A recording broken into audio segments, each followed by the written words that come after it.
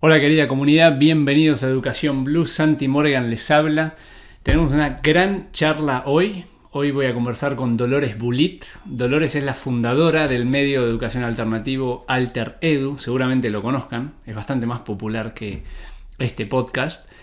Dolores tiene una trayectoria interesantísima, tiene una historia personal muy interesante y además tiene una expertise que fue desarrollando los últimos 8 años, muy valioso, porque se dedica hace años a investigar qué está pasando en el sistema educativo por fuera del sistema escolar, en no solo Argentina, sino en Latinoamérica y un poco también en el mundo.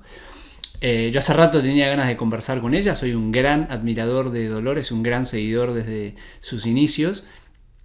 Y me parece especialmente relevante su mirada hoy por esta ley de la que todos empezamos a escuchar. A todo esto no hay nada oficial, ni publicado, ni debate iniciado, ni nada. Pero bueno, el tema está sobre la mesa. El tema de esta nueva ley de libertad educativa que el gobierno quiere impulsar, que dicho sea de paso, desde este espacio apoyamos todo lo que vaya en esa dirección, en la dirección de libertad educativa, siempre lo vamos a apoyar.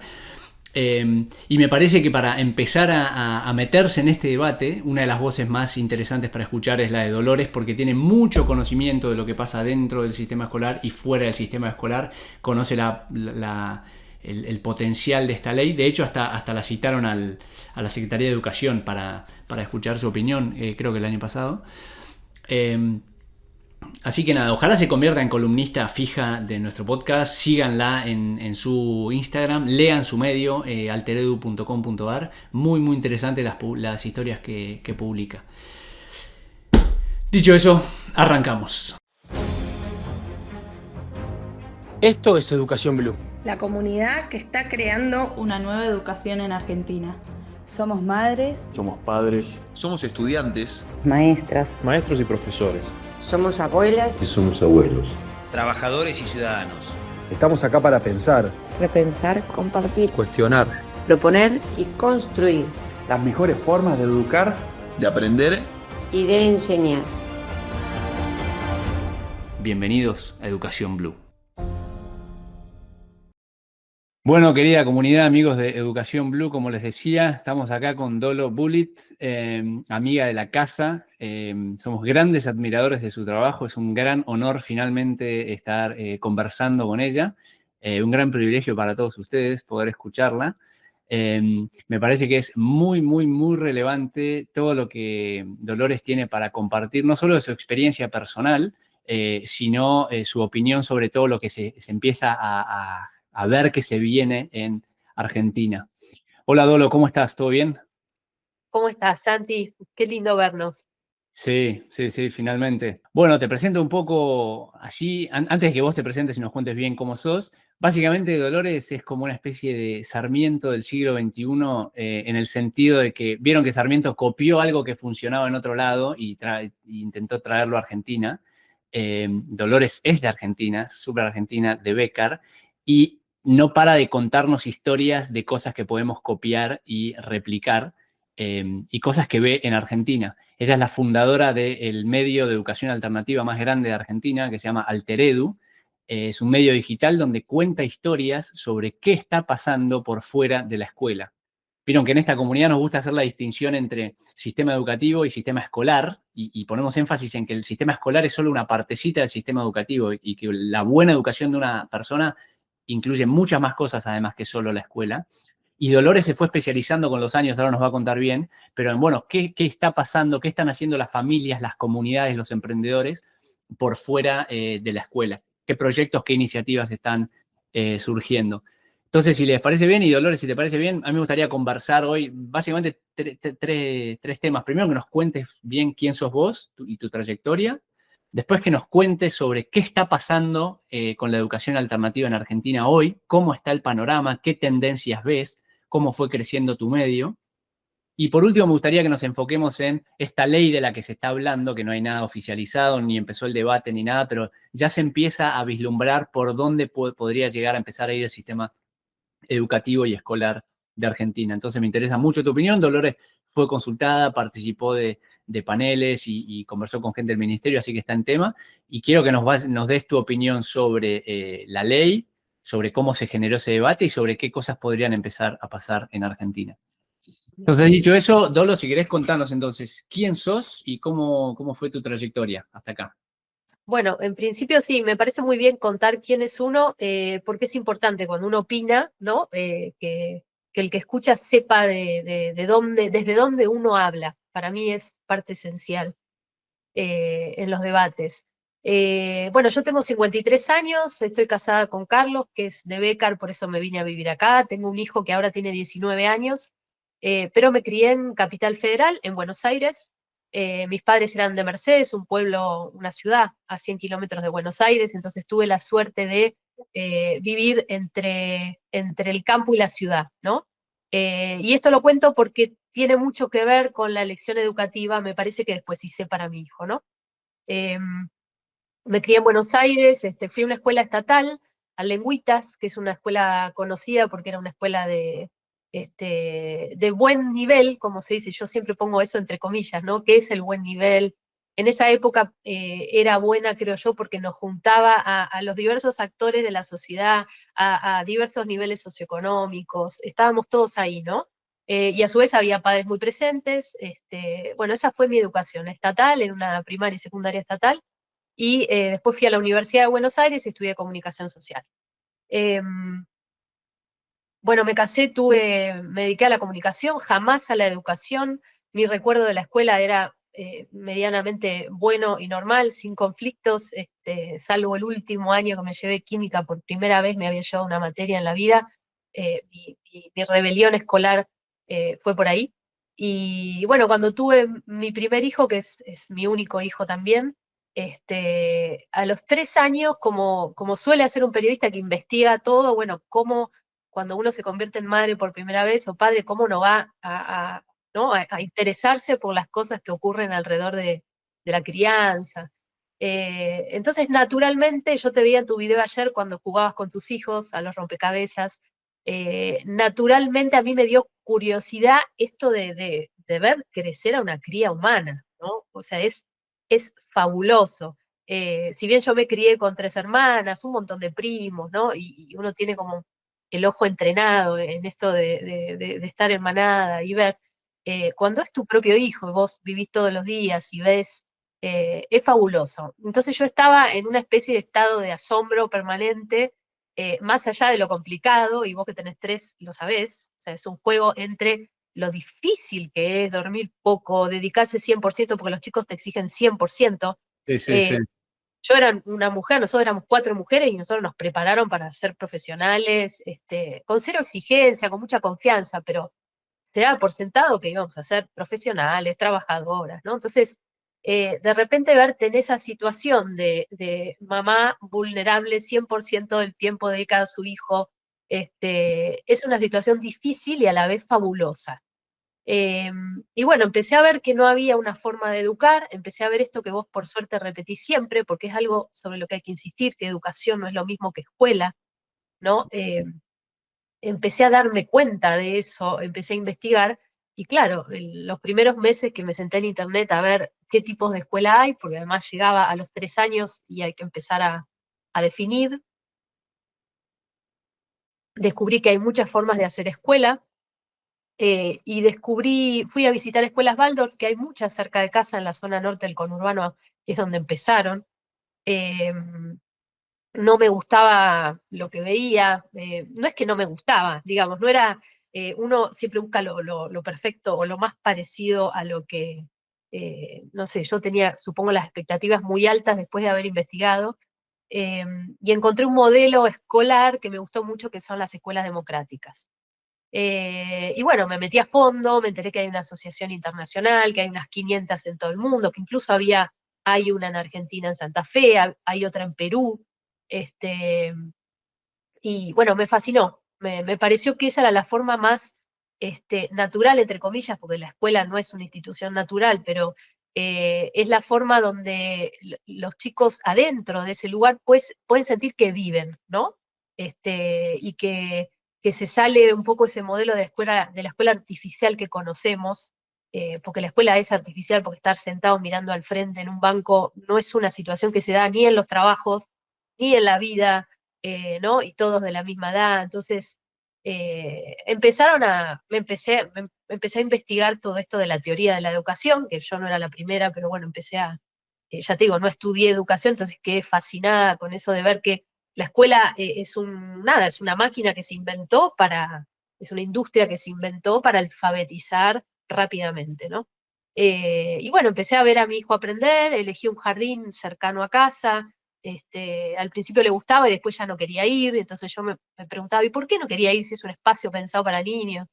Y bueno, a los 4 años dejó de ir al jardín, así que hicimos una especie de homeschool a los 4 años, con la plaza de Bécar, que es preciosa, la Plaza Roca, y entonces yo pasaba mucho tiempo en la plaza con otras mamás, y ahí ya decidí a sus 4 años que iba a tratar de crear un espacio de aprendizaje con otras familias, que por supuesto yo sola no me animaba, ya estaba bastante sola, con mi familia lejos, con la mayoría de las madres del barrio trabajando, porque durante el día es desolador, ¿no? En general, Sí, sí.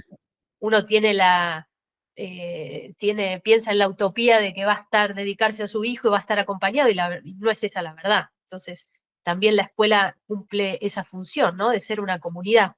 Y bueno, a los 4 años pasó esto, y a los 5 años empecé a buscar familias, y lo hice de la forma muy artesanal, en bicicleta, repartiendo volantes por el barrio, organizando charlas en un centro cultural. Empecé a invitar a las distintas pedagogías, Waldorf, Cossettini, y bueno, llegaron un montón de padres, ¿no?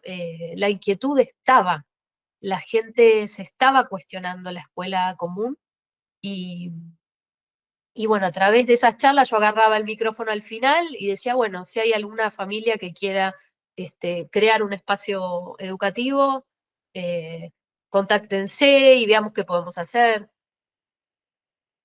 Y así empezó Tierra Fértil en el año 2013, con un grupito de 5 familias, que empezamos en el quincho de casa, que recién lo habíamos terminado y no lo pudimos estrenar, porque armamos ahí el espacio al estilo de ambiente preparado de María Montessori. No era un proyecto Montessori, era un proyecto de educación libre o democrática, pero teníamos algunos materiales Montessori, todo estaba al alcance de los chicos, se podía estar afuera y adentro, y teníamos una piecita con un baño afuera que era la sala de lectura, la zona tranquila, la zona silenciosa. Y bueno, fue una maravilla. Ahí mi hijo Vito tenía 6 años. Nos turnábamos entre las madres con una maestra, ese era el esquema, todos los días 4 horas. Y bueno, básicamente los chicos jugaban, la maestra o las madres proponían o acompañaban alguna actividad. Y así vi como Vito aprendió a leer y escribir, casi sin actividad estructurada de enseñanza de la lectura y la escritura, sí con oportunidades para hacerlo, con adultos o entre ellos mismos, porque esto del aprendizaje próximo y entre pares es 100% real. Cuando uno los deja interactuar, el problema es que los adultos no les damos mucho tiempo para interactuar, o los dejamos cuando es el trabajo en equipo, y entonces ahora sí el trabajo en equipo, y los obligamos a trabajar en equipo. Pero bueno, en un ambiente así desescolarizado, uno empieza a observar cosas que son increíbles. Y bueno, ese proyecto duró, por lo menos para mí y 3 familias fundadoras, duró 6 años. El resto de las familias entraban y estaban 1 año, o 2, o 3, o 4 otras, pero la mayoría estaban 1 año, era un proyecto muy radical, entonces siempre fue chiquito, porque era difícil que las familias tuvieran confianza. Yo estaba muy involucrada y yo tenía tanta confianza, y porque además era muy observadora, que yo veía cómo estaba mi hijo. Entonces, a mí no me cabía ninguna duda de que eso estaba bien, ¿no? Claro. Pero bueno, es entendible que si uno no está involucrado, tenga dudas, si va a aprender a leer, si va a poder. Teníamos un papá, un nene con dislexia, porque llegan familias también desesperadas. Esa es la verdad de la educación alternativa también, ¿no? Llegan familias que no encuentran lugar en escuelas comunes, y bueno, un papá que decía, su hijo tenía 9 años y se sabía todos los nombres de todas las plantas, porque tenía dislexia, entonces no le interesaba la actividad escolar, pero sí le interesaba la jardinería. Entonces él estaba casi todo el tiempo afuera, y entonces le proponíamos cosas para hacer afuera, y todo lo que él hablaba tenía que ver con las plantas, y Mirá, le incentivábamos eso, ¿no? Porque era lo que se veía que él disfrutaba. Y bueno, después se fue porque él seguía yendo a la escuela y lo mandaban a este espacio por fuera de la escuela. Y bueno, a su papá le preocupaba si iba a poder hacer una planilla de Excel cuando fuera grande, ¿no? claro. Cuento este caso porque es muy ilustrativo, no porque tenga prejuicio, entiendo perfectamente lo que sienten los padres, porque estas cosas son muy nuevas, pero esa ansiedad que tenemos los adultos, ¿no? De pensar a la educación como una cadena de resultados, Sí.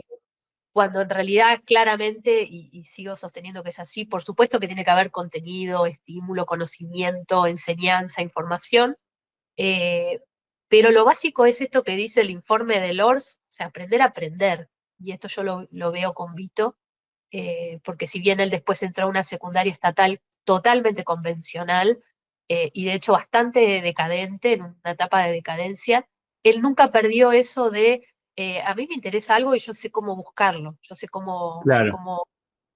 cómo seguir con eso, cómo aprenderlo. Sí, sí, Y eso no lo... aprendí a aprender. Exactamente. Entonces, para mí era claro que era por ahí. A su vez, y este es el sesgo de clase o el sesgo de, llamémosle, para no entrar en derecha, izquierda, toda esa discusión que me tiene un poco cansada, el prejuicio de, a ver, yo sabía que lo que la escuela o ese espacio educativo no le iba a dar a mi hijo, le iba a llegar por medio de la familia, de las posibilidades culturales que tenemos como familia.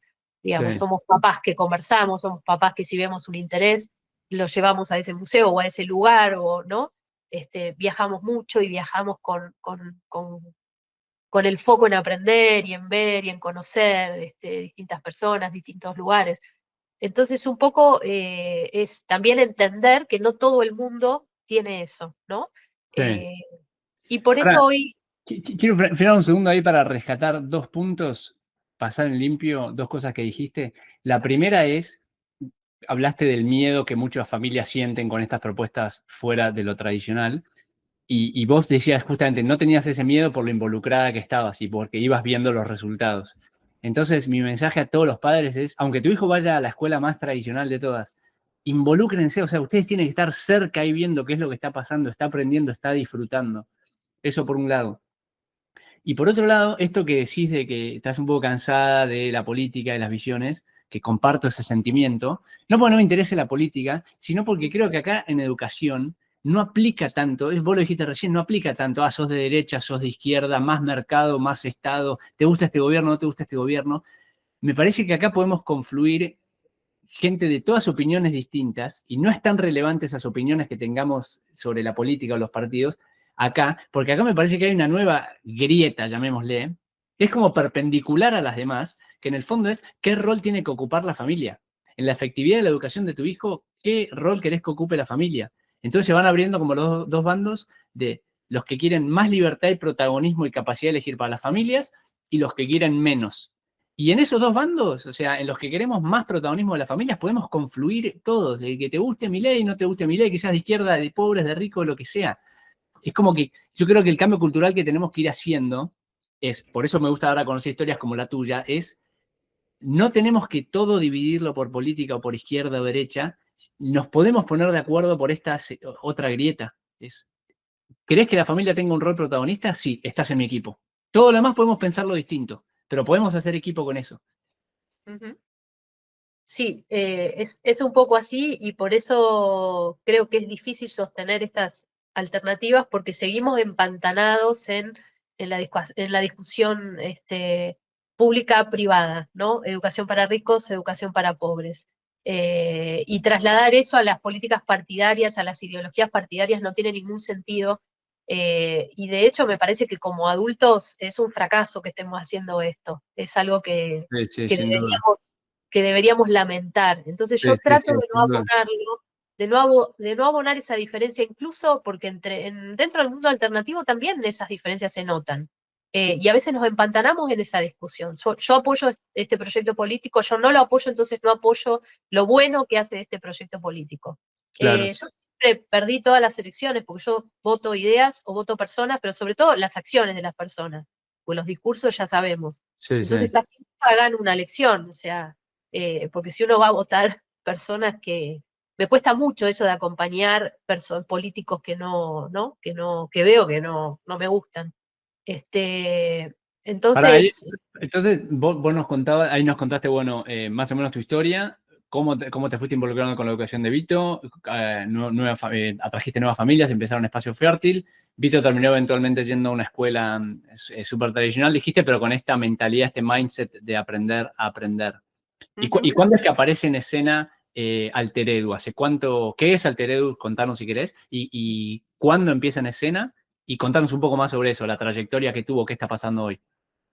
bueno, en el 2019 Vito rindió examen libre en la ciudad de Buenos Aires, en diciembre, y de hecho le fue mal, y siempre cuento esta anécdota que le fue mal, pero él salió saltando en una pata porque le habían tomado un mito griego que a él le gustaba, en esa época le gustaba, salió Bien. feliz, y al rato esperamos varias horas, y cuando salieron a dar las notas, en un momento llamaron a un grupo que eran los que no habían aprobado. Entonces en ese grupo había de todo, y había unos nenes que lloraban, y él los miraba y se puso a llorar porque pensó que había que llorar.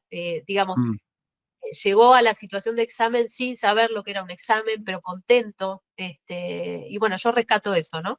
Y Sí. después, en febrero, tuvo la segunda oportunidad. Para los que no aprueban, en febrero se rinde de nuevo, y aprobó. Y bueno, ahí mi planteo con él es que yo quería que él conociera la escuela.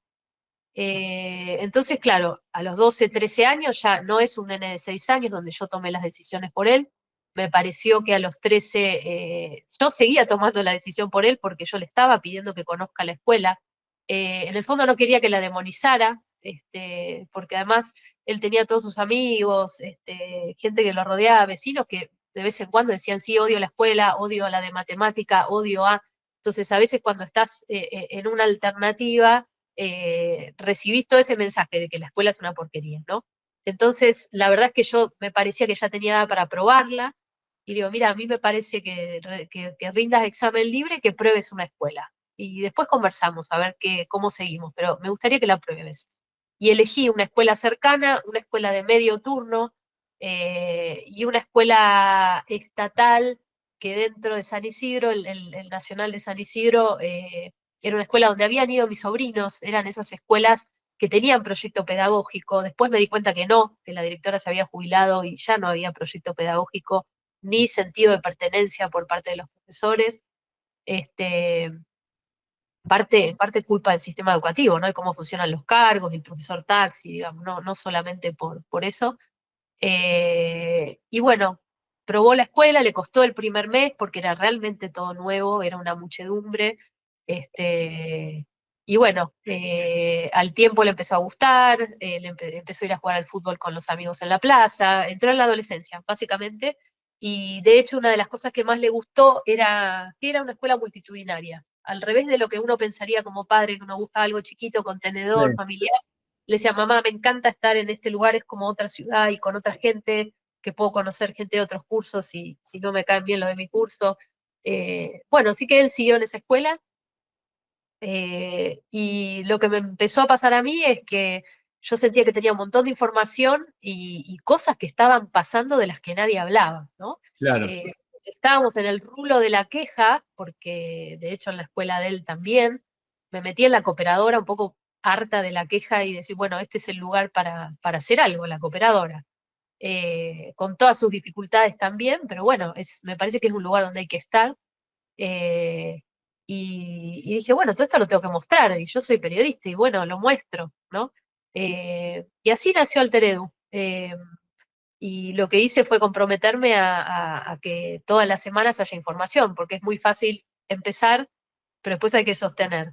Entonces, empecé a hacer entrevistas, a buscar información, muchos de los proyectos ya los conocía, entonces empecé a contar cómo funcionan esos proyectos de toda Argentina, y me empezó a pasar que me empezaron a leer de España, o de Colombia, o de Perú, o de Chile, o de Uruguay, empecé a ir al encuentro de Uruguay, este año pude ir a Chile,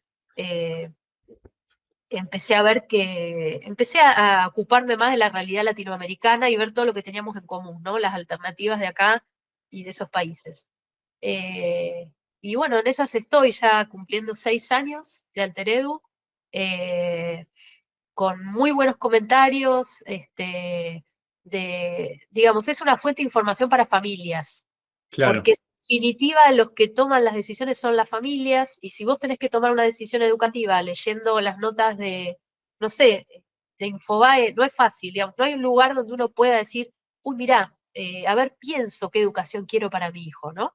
En Sí. general, todo lo que hay sobre educación es el drama, el problema. Sí.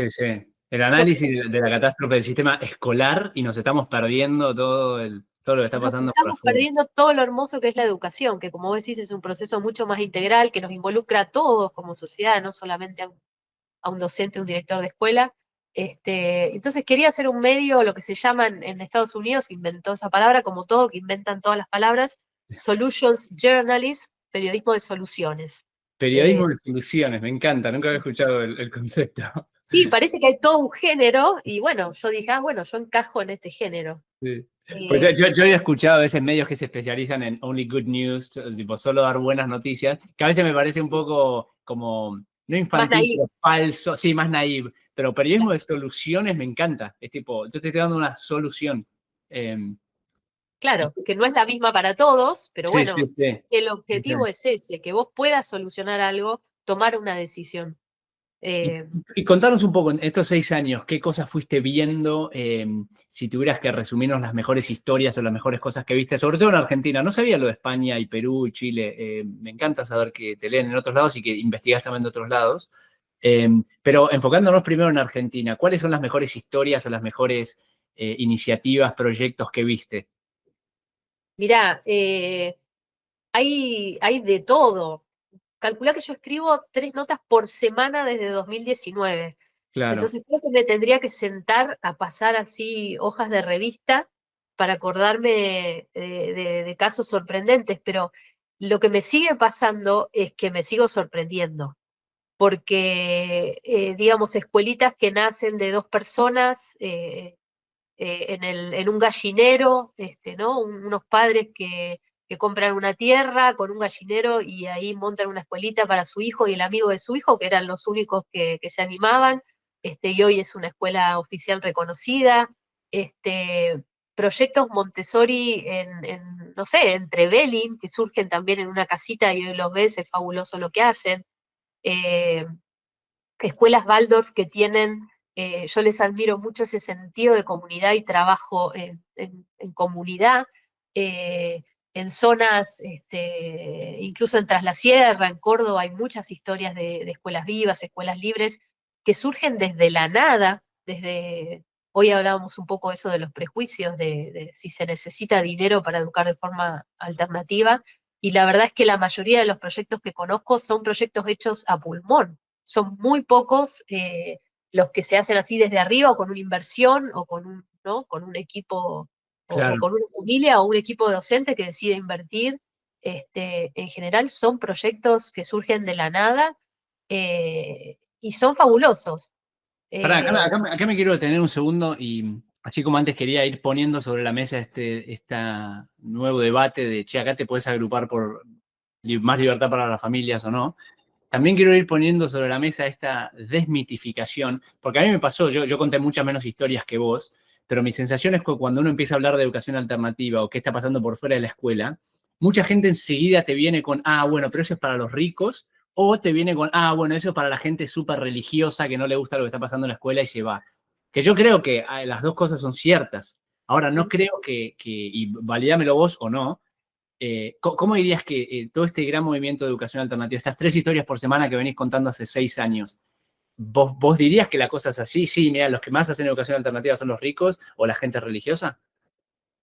No, para nada. Diría al revés, que la gente que se sumerge en esto y es gente de clase media, media baja, muchas veces, si vamos a seguir hablando de clases, pero sí, es exactamente al revés.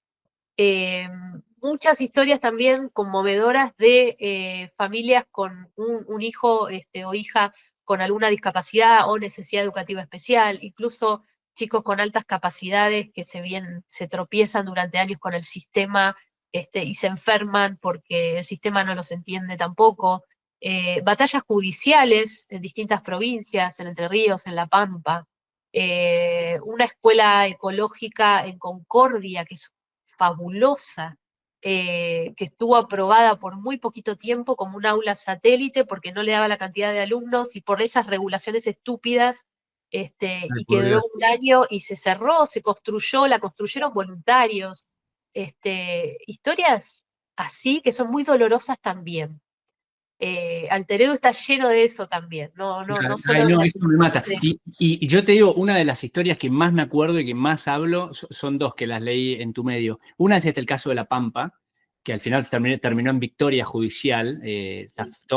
Una sola familia, papá y mamá, contra todo el poder del Estado y los terminaron destruyendo, por suerte. Ganó la familia.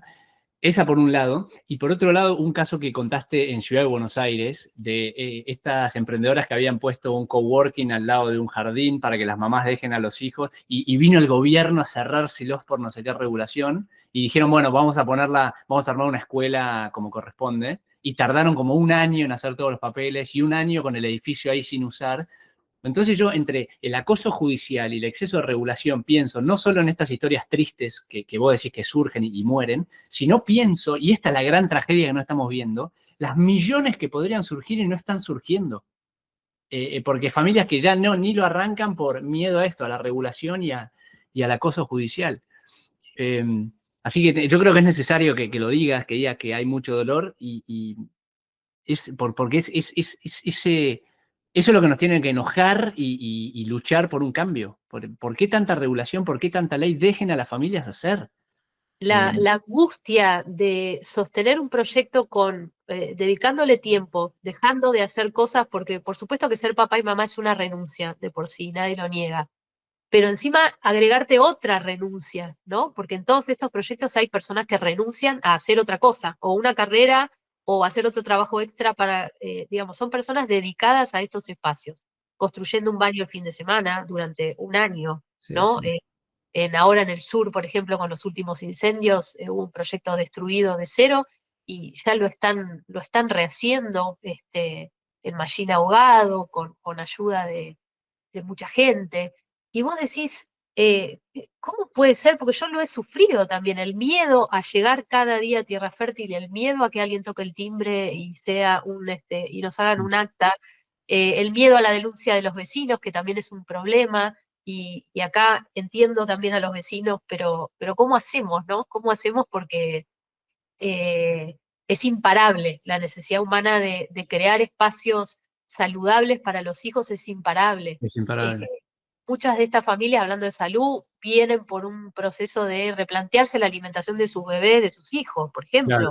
Claro. O sea, no pueden admitir que vayan al jardín y le den las galletitas de paquete, qué sé yo. Claro. Hay gente que arranca por ahí. Sí, claro. Sí. Con el tratamiento escolar. Sí. Me gusta el arranca por ahí. Después vas haciendo más como un dominó y vas descubriendo más cosas. Claro. ¿Cómo en estos 6 años vos notás como una tendencia de más interés hacia tu medio o auge de cada vez más historias? ¿Hay una tendencia o sí es como algo de nicho, de no, esto siempre fue chiquito, nada más lo estamos descubriendo ahora, pero siempre fue así y va a seguir siendo así? Siempre es chiquito, hay más reconocimiento, hay profesores, me están escribiendo más gente que hace tesis, profesores de profesorados de educación, de primaria o secundaria. Me escriben cada vez más, que usan incluso mis notas para sus clases, y todo es una alegría. Esa es una tendencia, esa tendencia es interesante. Yo me refería a si había tendencias de más gente creando cosas, pero que me digas que desde el establishment está empezando a permear y están empezando a infiltrarse tus historias, me da mucha esperanza. Sí. Nada, en ese sentido estoy logrando más cosas de las que me imaginaba al principio. Pero sí te puedo decir que hay más cosas para contar. Los primeros 10 años, calculá que yo empecé con esto entre hacer el proyecto en 2011, 2012. La diferencia entre ese año y hoy, 2025, la información que hay más gente que se anima justamente porque hay información. Ni hablar del tema del homeschool, que no lo hemos tocado todavía, pero la educación en casa creció un montón, impulsada por la pandemia, por supuesto. Te diría que sí, la masa crítica está creciendo. El interés sigue siendo chiquitito, chiquitito en un rincón, y creo que lo va a seguir siendo. La gente no va a salir a hacer marchas para... No. Sí hay marchas para defender la educación pública, y de hecho yo, a riesgo de que me quemen, digo, me parece un eslogan tan vacío defender la educación pública. Yo vi cómo es la educación pública, la viví, veo todas sus falencias, veo lo mal que la pasa la gente, porque los docentes no la pasan bien.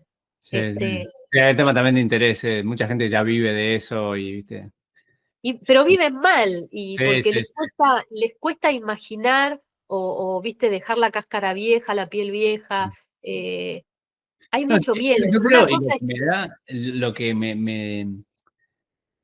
lo que me da esperanza y el camino que yo creo tenemos que tomar y el cambio que tenemos que impulsar no es no, este sistema no sirve, destruyámoslo y reemplacémoslo por esto, reemplacemos el A por B.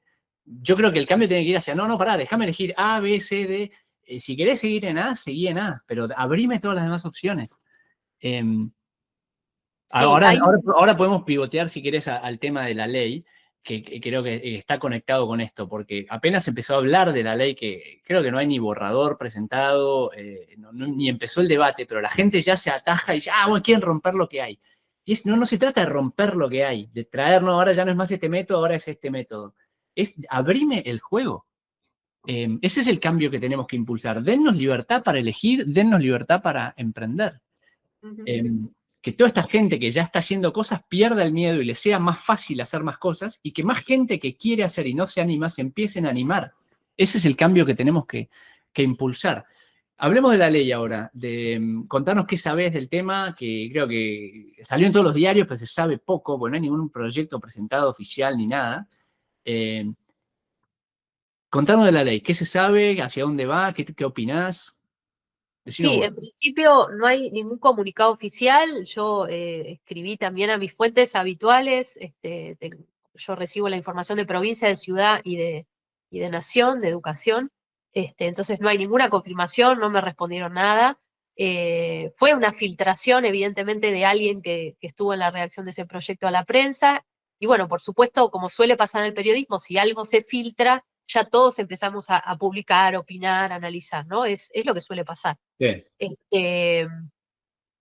Pero bueno, en principio pareciera un proyecto de ley que tiene algunas de las cosas que tuvo la ley Bases, por ejemplo, esto de la educación a distancia, desde los 9 años que fue bloqueado, ¿no? Cuando tiene eso, tiene el concepto de Torrendel de sociedad educadora, que él cada vez que va a un evento lo repite.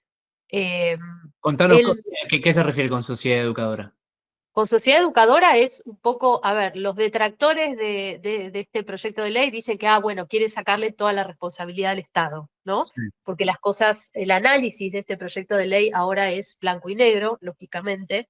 Y él dice que sociedad educadora en el sentido de que es un deber compartido, ¿no? Entre el Estado, pero también la sociedad. Y en la sociedad hay personas, hay organizaciones civiles, hay empresas.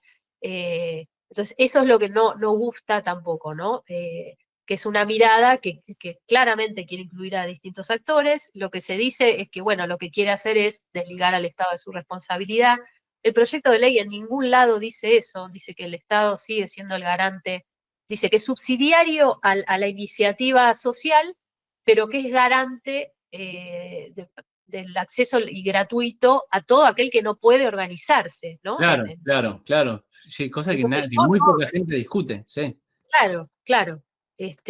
Sí a ver, lo que se pone en duda también del proyecto es que pareciera que va a aumentar los subsidios a instituciones privadas, que pone en condiciones de igualdad el acceso a los fondos públicos a las iniciativas privadas. Entonces, por supuesto que eso es lo que se cuestiona, Y aunque las escuelas privadas son parte del sistema público, a la gente le cuesta entender, pero el Estado no es capaz de garantizar escuela para todos, entonces por eso subsidia a las escuelas privadas, porque... No, aparte que ser garante del acceso no quiere decir que vos tenés que gestionar todo. Además, es otra forma de verlo, y lo decíamos fuera de cámara, las escuelas charter en Estados Unidos son un poco eso, ¿no? Hay que sacarse el prejuicio. Y si una empresa va a financiar una escuela, ¿qué problema hay? Porque de hecho uno de los apartados es permitirle a las cooperadoras, que también había causado revuelo en la ley Bases, que difundan qué empresa las ayuda. A nosotros en la escuela de Vito nos donaron un laboratorio, nos donó todo el equipo para el laboratorio de química que estaba prácticamente abandonado.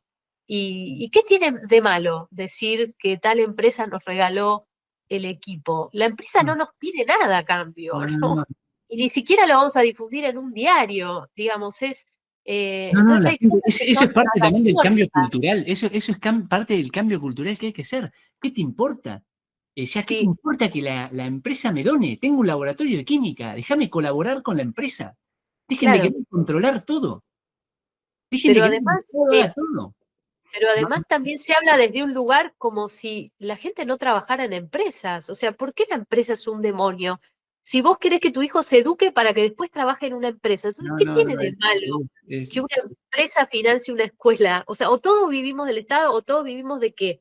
De recoger frutas. Es agotador en el fondo los debates porque, claro, yo trato de que nos agrupemos pro libertad de la familia, no veamos tanto la política, pero en el fondo empezás a ver que culturalmente hay mucha gente que ya el cerebro todo lo tiene seteado como, no, viste, el Estado es el bien máximo, se tiene que ocupar de todo y todo lo demás son villanos. Claro. Pero bueno, es lamentable que sea así, pero no por eso hay que dejar de dar la batalla, y hay que dejar de empujar, y yo por eso quiero seguir contando historias y empezar a elevar la voz y que más gente se anime a hablar también. Se pueden hacer las cosas de otra manera, se pueden impulsar otras cosas. Anímense a hacer, anímense a cuestionar y anímense a exigir cambios. No nos quedemos en el molde. Elevar el nivel del debate, porque no hay, te lo puedo decir, no hay. Una empresa, a Marina Quienas, ¿la conoces? A la legisladora de la ciudad, sí, la conozco. Ella tiene presentada una ley que está cajoneada de mecenazgo educativo, que ya existe, creo que el mecenazgo para las artes o los museos, una cosa parecida, mecenazgo a la cultura, algo así existe, y ella quiere hacer lo mismo para las escuelas, que venga una empresa, creo que deduce de ganancias o lo que sea, y pone la plata directo en la escuela. Se saltean al Estado intermediario, que aparte siempre muerde, si es ineficiente, contrata gente de más. ¿Quién puede estar en contra de eso? Y la tienen cajoneada en la legislatura de Cava. Y lo curioso es que después te hablan de la innovación educativa. Sí. Y con la cultura se puede desgravar impuestos, o sea, una empresa puede auspiciar un museo, una sala de arte, un museo, lo que sea, una muestra de baile, pero no puede una escuela. ¿Por qué? ¿Cuál es el motivo? ¿No? Entonces está muy difícil el debate, no hay interlocutores, yo los he buscado y la verdad es que no los encuentro. También lo que pasa, a ver, el proyecto de ley también tiene toda esta cuestión de, a ver, primero digamos que todos los gobiernos tienen lobbies políticos detrás, o políticos, digamos, de grupos de poder o de grupos de influencia, ¿no? Entonces, el primer paso es reconocer que todos los gobiernos los tienen, son distintos. Esta ley se nota quizás un lobby de grupos religiosos, claro, y yo, digamos, no lo juzgo, pero digo, se ve, entonces también hay que analizar eso, y eso es lo que molesta. De hecho, me parece que es una de las cosas que más se está molestando. Pero ¿hacia dónde va el lobby? ¿Qué es lo que pide el lobby? ¿Pide que se enseñe catecismo en las escuelas públicas? No. Sí, se dice, a ver, tampoco vos lees el texto no dice que las escuelas públicas estatales van a tener catecismo. Lo que dice es que se puede usar el edificio de la escuela para dar catecismo extraescolar si las familias y los directivos lo quisieran. Bien. Eso es lo que dice el texto. Bien. Entonces, molesta un poco eso, sabemos que hay un lobby, porque esto está pasando en toda Latinoamérica, bueno, del evangelismo o los evangelistas para tener lugares de poder y de decisión. Esto está pasando, digamos, no es una novedad de Argentina, ¿no? Sí. Entonces, eso se nota en la ley, pero bueno, lo que hay que ver es, son parte de la sociedad, ¿no? Somos parte de la sociedad, todos con nuestras diferencias. Entonces, esta es una ley que yo la parte buena que veo es que intenta legislar para mayorías, pero también para minorías, porque cuando reconoce la educación en casa, es una minoría, y yo lo digo siempre. Por ahora, por ahora. Pero por ahora no sé, porque en Estados Unidos y en Inglaterra, donde hace décadas está reconocido el homeschool o el home education, que me gusta mucho más, como se dice en Inglaterra, es el 2% de los chicos en edad escolar en Inglaterra. Sí. Y el 5% en Estados Unidos. Pero en Estados Unidos, primero la tendencia es al crecimiento y después muchos chicos que figuran como homeschooling, en verdad están en microescuelas o alternativas, school pod se llaman, o otro tipo. O sea, no es que están en la casa con un pizarrón todo el día. Entonces, por eso yo digo que en Argentina por ahora es chico. Yo creo que en cuanto se empieza a reconocer más y a la gente la dejas, pierde el miedo y la dejas innovar y la dejas elegir, van a empezar a aparecer de estas microescuelas como tierra fértil tuyo, 5 familias en una casa. Eso va a empezar a ser cada vez más y se puede institucionalizar y se puede hacer empresas, se puede hacer franquicias, puede crecer como está pasando acá en Estados Unidos. Para mí es lo ideal. Lo que hay que resolver acá es la economía, digamos. ¿Cómo haces para que los números cierren en una microescuela? Porque si tenés toda la normativa para tener 50 profesores de educación física, de gimnasia, de arte, ¿no? No lo puedes pagar tampoco. Claro. Sí. ¿Cómo haces para seguir el currículum? Esta ley me parece que trae, como no puede resolver eso, entonces dice, bueno, reconocemos las formas de enseñanza alternativa, que tengan libertad total, porque en eso yo estoy 100% de acuerdo con la ley. Que tengan libertad para mostrar que hay resultados con chicos aprendiendo mientras corren, con chicos aprendiendo abajo un árbol, aprendiendo 1 hora por día matemática fija y después jugando, ¿no? Porque cada propuesta pedagógica tiene su... Entonces, se permite eso, y si vos querés validar los estudios, lo haces con un examen o lo haces adscribiendo a una escuela, como se hace en Estados Unidos, que los chicos pueden anotarse en una escuela, no ir, pero aprovechar todos los servicios. Sí, se trata de regular y abrir el juego, que la gente pueda elegir más. Y aprovechamos para comentar, de hecho, en Cava ahora ese examen que vos dijiste tu hijo rindió, ahora es más difícil de rendir, ¿no? Entonces aprovechamos para Cava o cualquier provincia que esté eligiendo. En Cava hablan mucho de la innovación educativa y van este examen que es muy innovador, porque permite que la gente aprenda por su cuenta, no es ni una carga para el Estado ni se tiene que ocupar de educar a los chicos vienen, rinden. No existe razón para poner una traba ahí. Y van y la ponen. Sí, es vergonzoso. Es extraño porque es un gobierno liberal también. No, entonces, ahora se van a subir a ese tren. Vas a ver, ahora acaba y todos se van a empezar a subir a ese tren porque ya ven que en las elecciones ven que es popular, así que se van a ir subiendo. Igual desde acá animamos a cualquier gobierno provincial que innoven con eso, dejen a la gente rendir libre, cobren los exámenes a agentes de otras provincias. Es hasta una fuente nueva de ingresos. Dejen a la gente educarse libremente y después ustedes vayan y validen. ¿Qué es lo otro que te quería comentar? No es eso, no se trata de traer un método nuevo en el fondo, o una imposición nueva, una reforma nueva, sino simplemente de abrir el juego. No, de hecho, cuando me preguntaron, yo dije, para mí no hace falta ninguna ley, lo que hace falta es que cada provincia tenga su examen libre. Claro. Y que los, digamos, reentrenar a los supervisores escolares de las regiones, los que van a ver la escuela, cuando vos... que jodan menos.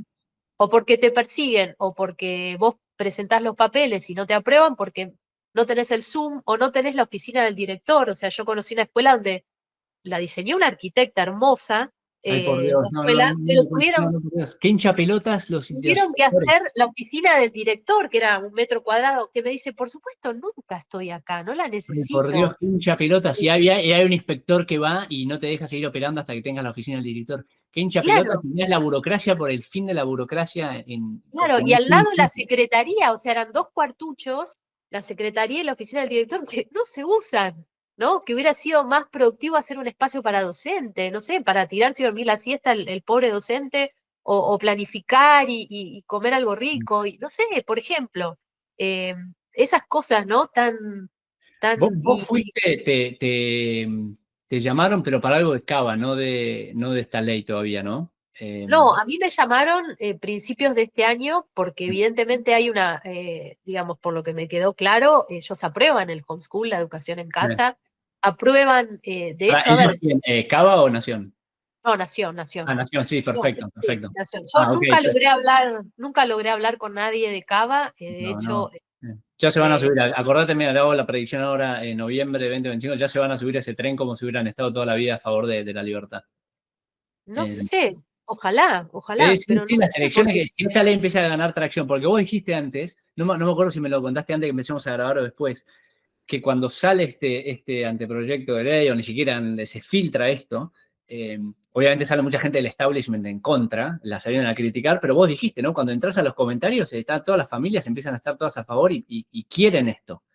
Y ese querer después se va a traducir en intención de voto, y en cuanto se traduzca en intención de voto, toda esta gente se da vuelta, los estatistas de Ciudad de Buenos Aires, de Provincia de Buenos Aires, se van a dar todos vuelta y van así, no, estamos todos a favor de la regulación y de dar opciones y que la gente elija. no sé, porque podrían haber cambiado el reglamento en la Ciudad de Buenos Aires, que me parece bien si lo quieren cambiar, pero dejen ese apartado del examen libre, lo dejaron como excepción.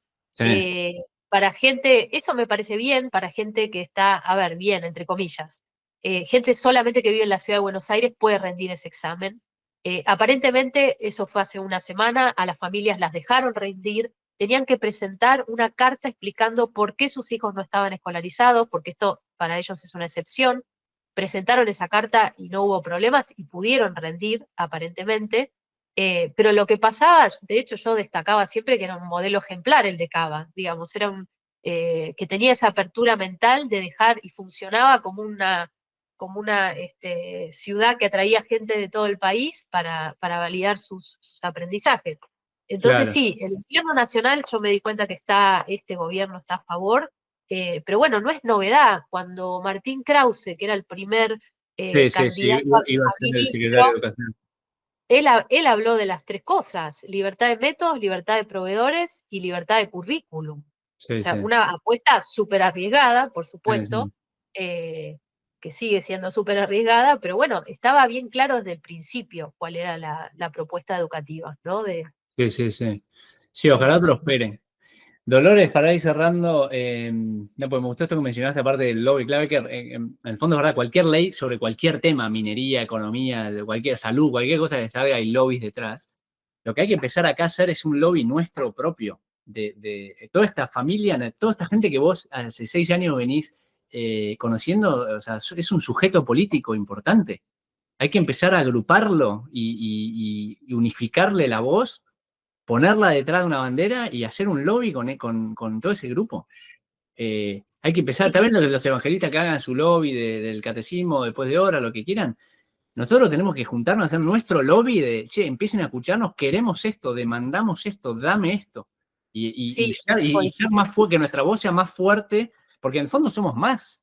Y que nuestra voz sea más fuerte de esta gente que no quiere largar la plata del Estado y no quiere largar el control estatal.